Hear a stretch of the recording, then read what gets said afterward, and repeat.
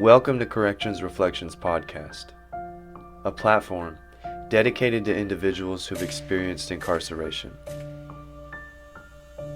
When I was 19 years old, I made a decision that would change my life. Eventually, I would find myself in prison. And when I got out, I made it my mission to help give those who faced incarceration a voice. If you haven't already got my book, you can find it on Amazon. The name of the book is Guilty, the story they never told.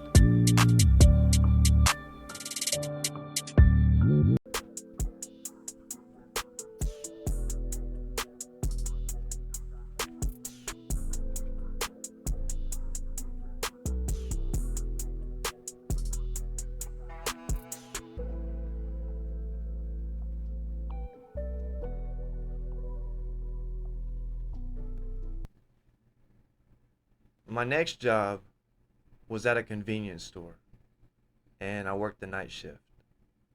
This is around the same time that I moved out of my parents' house again. And honestly, it had only been a short time, and I was already headed for destruction. Um, I had quit checking in with my probation, so I was on the run, and I became a small town dealer, and then eventually became addicted to the casinos. Mm. So while I was at the store, simple job, stock the shelves, ring people up, cook breakfast, you know? Yeah. And I ended up trapping the store out. Every single night I sold drugs out of the store. Anytime they needed to come and get some gas or a case of beer, they ended up getting a little bit more than just that. Uh, I ended up getting fired from the job because there was this dude I knew, and he wanted to buy some beer, and I knew he wasn't 21. And when he asked to buy the beer, I told him to let me see his ID so that I can make it look good for the camera. Yes, sir. And he showed me his ID, and I sold it to him. He wanted to do it again on a different occasion, and he came in and we did it again. This time I had a co-worker with me, and she knew the dude, and she knew he wasn't 21. Oh, wow. Yeah, she ended up telling on me. Damn, that's some BS. Yeah. Like I said, I became addicted to the casinos. So while I was working at the store, I had this roommate, and my the money I was making from the store was paying my bills, and the money I was making in the street, I was putting in the casino.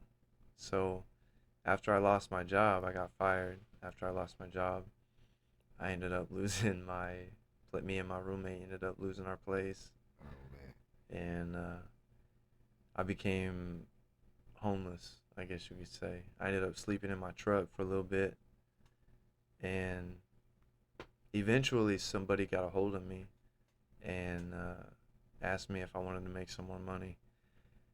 They was trying to make it sound good. They was like, "Hey, yo, we see you making moves out here. Just want to know if you want to make some more money, yada, yada, yada." Uh, And at first I was like, nah, like I'm good. But then the offer sounded good, you know? I was like, man, why not, you know? And I didn't really intend to work for anybody. I was just trying to work for myself, but you know how that goes. I mean, so on an average night, how much money would you say you was bringing in? on an average, Yeah. like $300 to $500, but I wasn't selling ounces or nothing. I was selling like 8 balls, That's, grams. That money came faster and easier, and it was less trouble, and and it wasn't at home, huh? it wasn't at home. I bet you had a lot of traffic coming through there at nighttime, A then, lot huh? of traffic. Honestly, if you want me to be honest, I tried to have my operation in the daytime like a regular business. Yeah.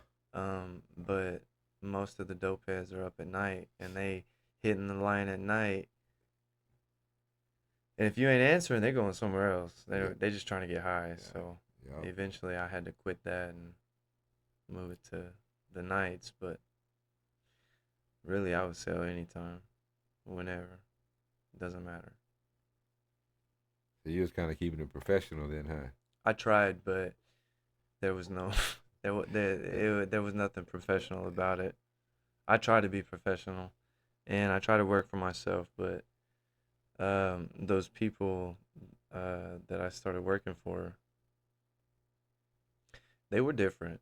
Uh, so I took the dude up on the offer, and I went and met him, and they wanted me to stay at their house. Like they didn't want me to sleep in the truck.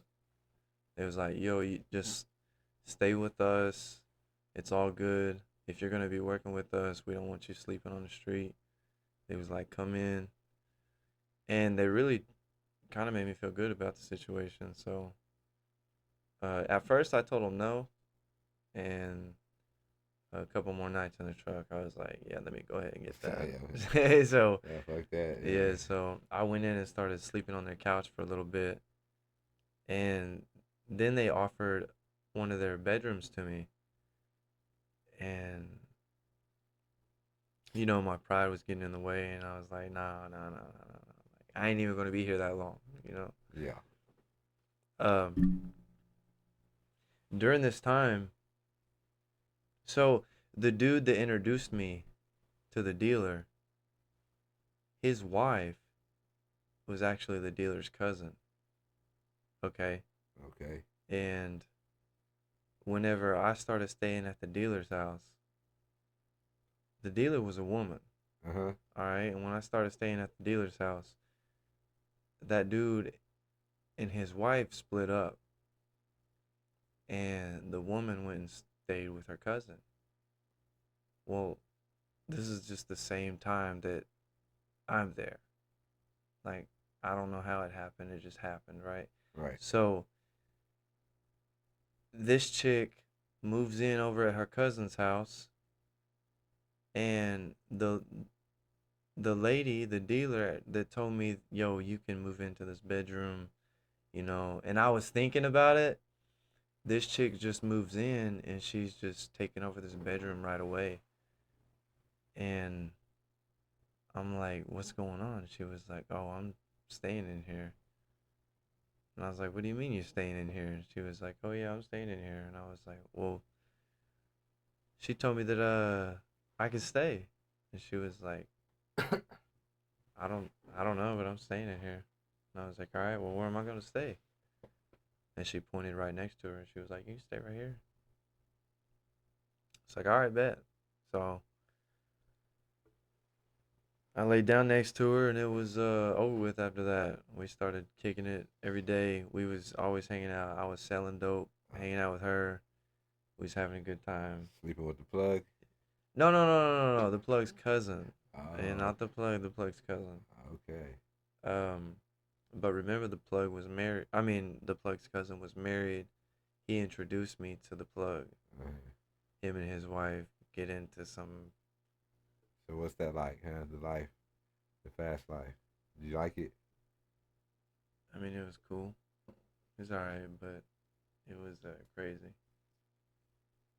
I only did it for 6 months, so I didn't work with that crew for long. Uh, there was too much drama for me, and honestly, that crew expected me to work for them, if you will. They wanted me to basically pay them money for the front. They was always asking, "Yo, you got the re-up, you got the money, you got the re-up. We need to get some more dope." Like these people couldn't afford it on them by themselves. They needed my money, and honestly, I couldn't stick around for it because I felt like I was the one making the moves. Sound like you was selling all the work, and they was just using Bro, you. I was doing all of it. You hear me? I Yeah, was making yeah. a lot of money, bro. Oh yeah, I know what that feels like. Yeah, it sounds like they was using you. Yeah, I was making a lot of money, but I was throwing it all away at the casino. I was addicted to the casinos. Uh, I was so addicted to the casinos. After I eventually ran out of money, I tried to hit all the casinos in Oklahoma and try to get that free play. Uh huh. Oh It's- shit. Did you hit over that? Did you jackpot? Hell no, bro. I didn't never hit. Oh man, Never hit. I never win neither. That's why I don't like going. But still try to go and try my luck every once in a while. Yeah, I never hit. Um, I ended up leaving that crew and I went to work with another crew and they was in a different town. Honestly, they was on a bunch of shady shit and I wasn't with it either. I was really trying to be a real dope boy and trying to be trying to sell some dope Yeah. and a lot of people was just being shady and I couldn't be with it. Ended up going with another dude, somebody that knew what he was doing and he ended up getting locked up. At the very end, um, this girl that the girl that I was messing with. See, so I left her behind, right? Yeah. So she could go be with her husband. I left her so that I could go do my own thing.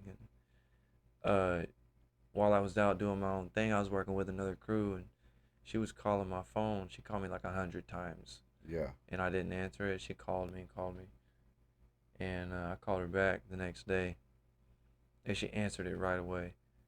Mm. And she was like, "Oh, where you at? Where you at? I'm coming to get you." Blah blah blah. Um, Me and her got into some shit. We ended up. I ended up taking a couple of ounces down to Missouri, and Oh damn. on the way back, uh, we stayed down there for about a week. And on the way back, we got into Henrietta. We was on Main Street at like 3 a.m. And I asked her, "Yo, can I get over?" And she said yes. And without hesitation, I got over and I cut a cop off. Oh. Oh man. And I had two pistols in the car, and I had two sets of scales, about 100 bags, some paraphernalia. Mm. Luckily, I didn't have no drugs. All they got me with was the pistols. They got me with possession of firearm while on probation. So after former? No. Kind of, but Yeah. not really. Yeah. Not really after for me because I was on probation Yeah. Yeah. for the first case, and me getting caught with those. I think okay, so I th- they only found one. Uh-huh. I think them only finding one was already gonna do it. It was already gonna put me away for sure, Yeah. because I was also on the run. I was not checking in with my probation. Uh, they been contacting me. I had not been responding. I knew I was gonna fail a drug test, so I wasn't really trying to check in. So where was you on probation at anyway? Oh, Mogi County. Mogi County. Yeah. Yeah, Omogi County. Yeah, so they found the first gun in a bag in the back seat, and I thought that they were gonna quit looking because they found it, and they found the paraphernalia, and they stripped the car, like they pulled everything out. They didn't find nothing else. They took us down to the city jail. Uh, they stripped the car, bro, and they stripped the panels off the car. They pulled the dashboard off. Oh damn. They pulled the seats out, and they ended up finding the other pistol, and I hid it inside the dash on top of the radio. There's like a little hidden compartment, Oh yeah, little stash box in there, huh? and they stripped it out. And then whenever they were stripping it, they found the other gun, and then I heard them calling the other cops at the station on the radios. I could hear everything that they was talking about, so I got to hear everything that was going down, so I knew I was booked.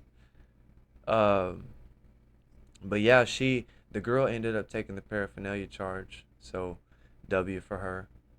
So Yeah.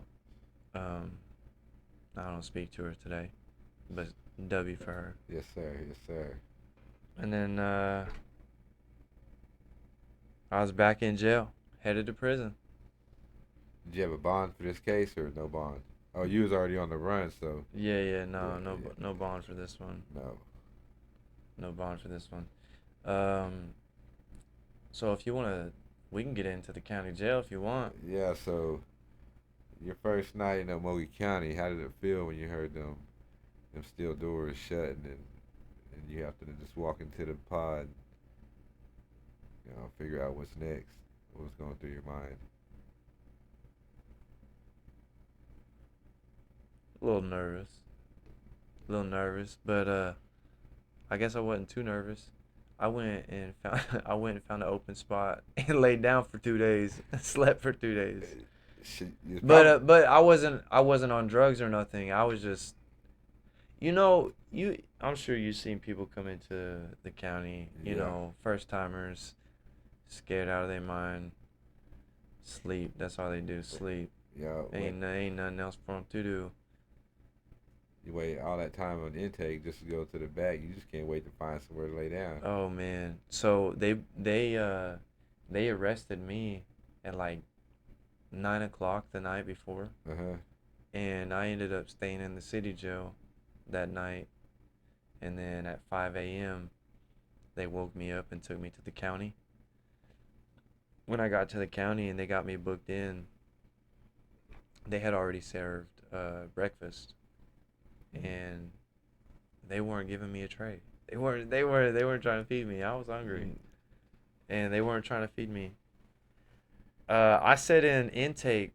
Oh man, I sat in intake for probably 6 hours, just because they didn't have very many people, like very many workers. Oh yeah, like one or two, huh? Yeah, yeah. Did they have crazy people up there in the cells up in intake? Usually, whenever we would get booked in, they'd have somebody that was doing the craziest shit locked in there.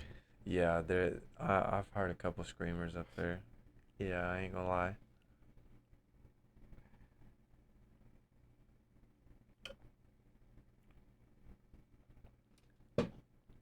Um,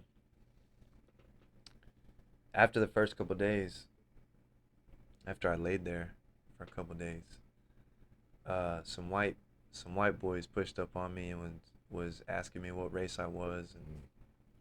and what my charges were, and I told them.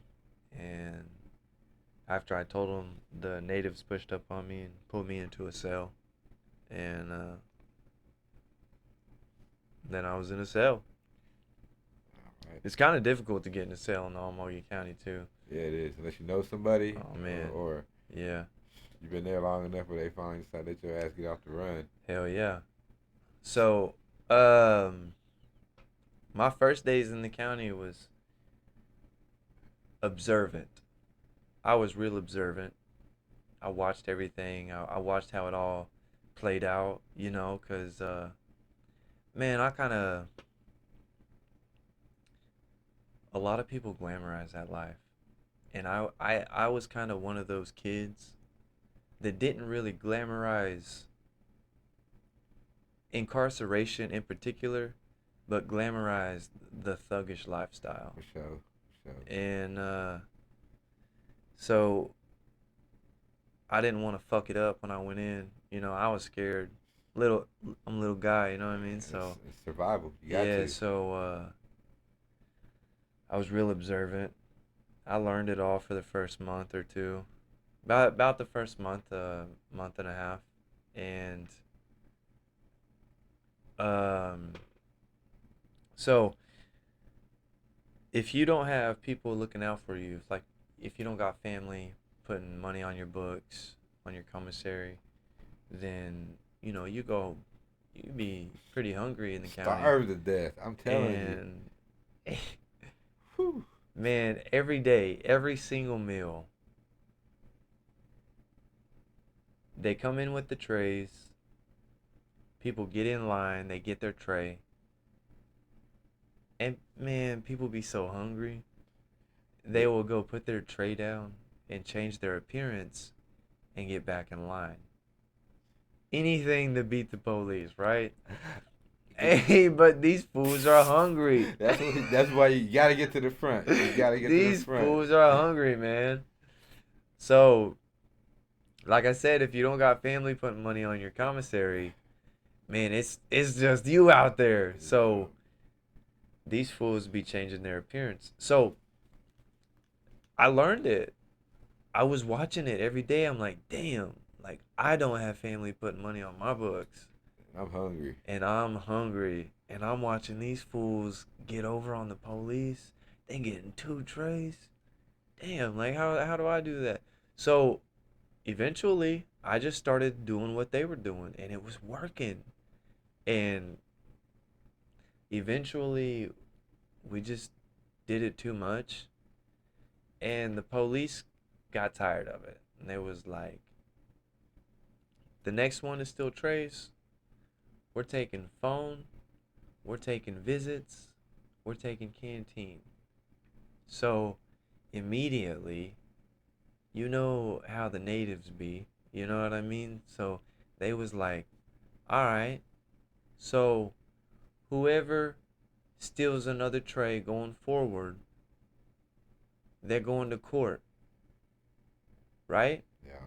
So if the natives steal a tray, we're taking them to court. If the whites steal a tray, they're taking them to court. If the blacks steal a tray, they're taking them to court. And the blacks was like, nah, we ain't doing that. What you mean? We ain't doing that. What you mean? We stealing from the police. Fuck you mean? We gonna beat up our own people for it. You know, and it made sense, honestly. It made sense. And so, Makes sense until somebody who's really hungry. Till somebody important didn't get their tray. yeah, bro, you hear me? Listen, I'm going somewhere with this story, bro. So a week had went by, right? And it had all died down. And I'm still being observant, and I'm watching natives get in line, get a tray, change their appearance, get in line and get another tray. And I'm watching it happen over and over and over again. But I don't care that they're doing it, but I want to do it too. Yeah. You know, like it's not cool that they're doing it, and they just said that like we're gonna go to court. And for those of you who don't know, I'm just gonna explain a little bit about what court is. So what court action is supposed to be a lesson. So whenever you fuck up, it's all politics. It's real political. But whenever you fuck up, if you're native, white, whatever, if you fuck up, your people are supposed to deal with you. And the way that they deal with you is they're teaching you a lesson, okay? And they're supposed to send 2 people in on you so that they can whoop you, right? Right. And if you whoop them, they're supposed to send another person in. If you whoop him, they're supposed to send another person in until they whoop him. Okay, until he gets the message, okay, until he learns his lesson, right? Mm-hmm. Okay. That's what court action is. At least that's how it was explained to me. That's how I partook in it. I've had to deal with many court sessions, right? So it's really just supposed to be a lesson learning moment. Okay, if you fuck up and you gotta deal with the consequences. Also, during court, are you allowed to put feet on them? You're not allowed to put feet on them. Okay. You're not allowed to put feet on them. Okay, so um I watched these native brothers get back in line and beat the police over and over and over again, and I just kept wanting to do it too. You know, I'm fucking hungry. So one morning, it was Thanksgiving morning, 2019. I believe it was 2000. No, it wasn't 2019. It was 2015. Sorry. It was 2015. Thanksgiving morning. 6 a.m. You know, when they come in with the trays, it starts to get loud. Yep. Every morning, it just starts to get loud when trays out. You know Trays what I mean? out. Trays out, right? All right, this one particular morning, for some crazy reason, it didn't get loud, right? Or I was just asleep too hard. And it was Thanksgiving morning.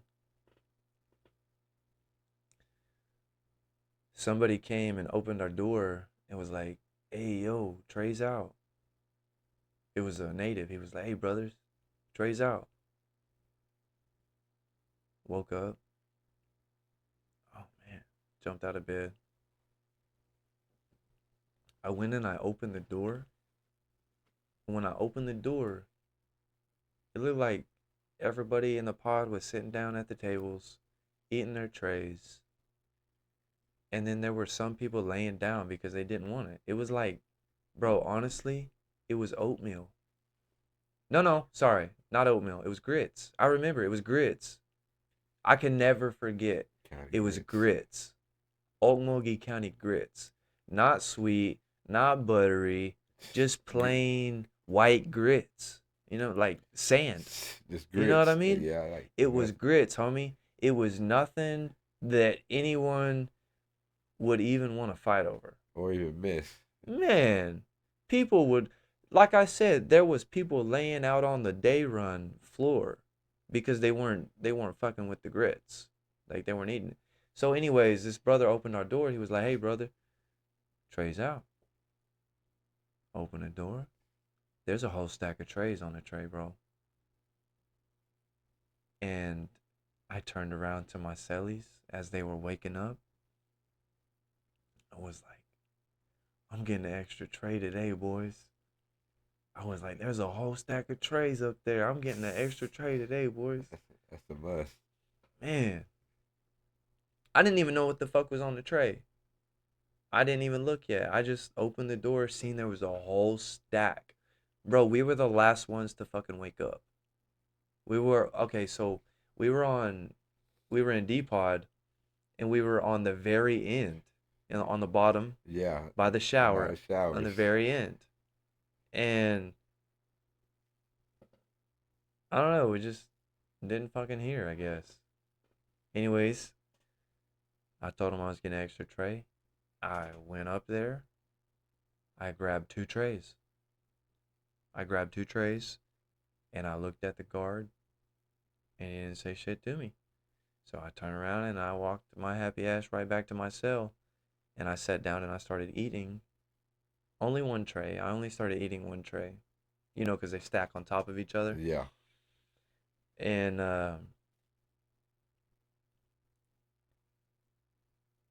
about 2 minutes later, I don't know how, I don't know exactly how it all went down. It's confusing to me. Everybody was up eating.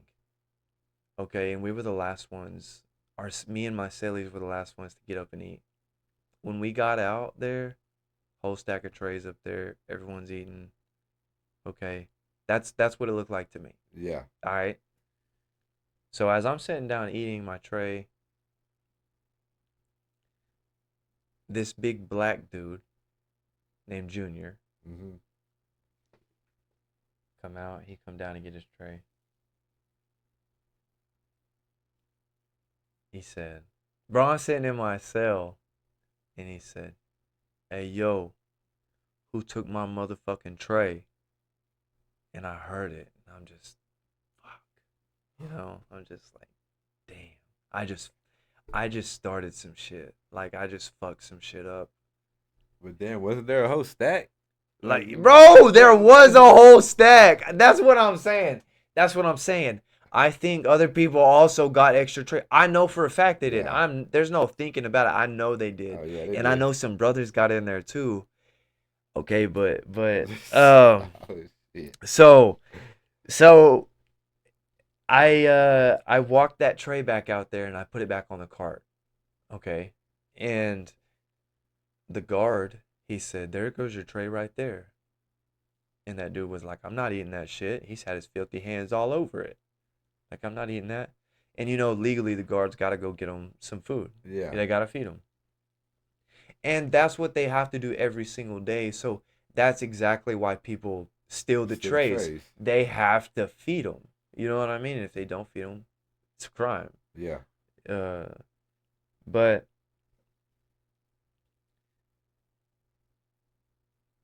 whenever I put the tray back, this white dude named Worm jumped up after the black dude was like, "No, I'm not taking that." The white dude named Worm, he was already sitting down eating a tray. He got up. He was like, "Shit, I'll take it." And he grabbed it. He went and sat down and he started eating it. All right. So I went back to my cell. I was only in county for like a month at this time. I was only in county for like a month. First time ever being in trouble. And I went back to my cell and I finished eating my tray. And then I went and I took my tray back out there and I was going to get back in bed, going to climb back up in my rack. And my cellie, the one that slept in the floor, Uh huh. he slept in a boat. And he was pulling his boat out. And my other cellie was sweeping at 6 a.m. Yeah. And I didn't think much of it, right? I didn't think a lot of it. I was just thinking like, what the fuck are they doing? All right. So while I was eating, the Native brothers decided to hold a secret meeting Oh shit. after they see me return the tray. They decided to have a secret meeting.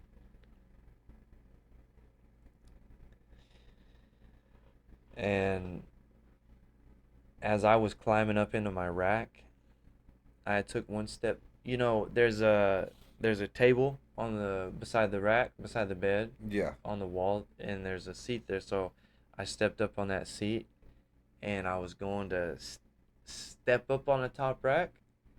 And as I put my foot up there, I got pulled down from the back, and these fools just started beating the fuck out of me.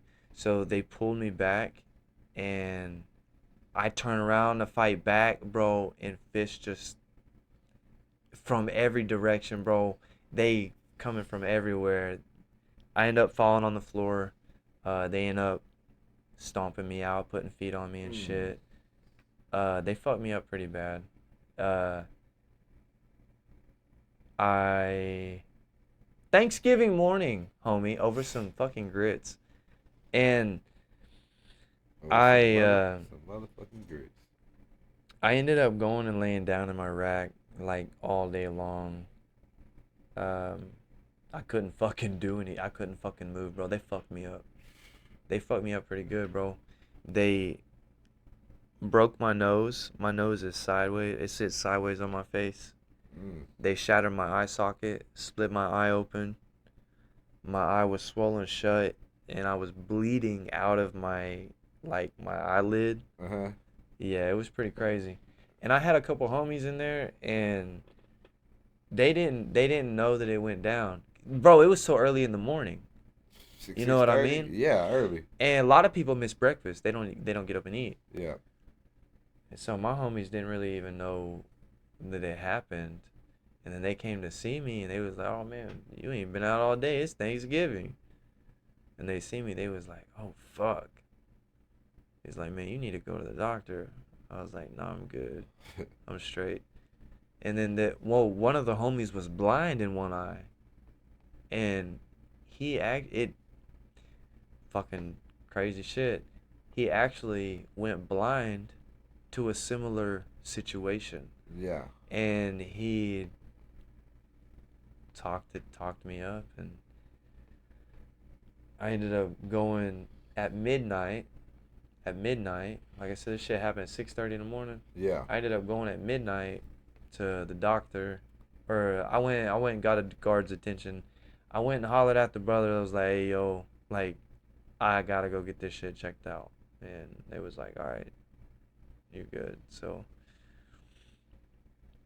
I got a guard's attention. They was like, "Oh my gosh, what the fuck happened?" You know, I was like, I fucking fell. Yeah. Fucking fail. Yeah. They sent me to the hospital that night. Couldn't do much for me. All they could do was just tell me that it was broke. Yeah. Oh, classical prison care. Yeah. And a jailhouse care. They gave me a Percocet. That was cool. I mean, honestly, I wasn't ever really a pill guy.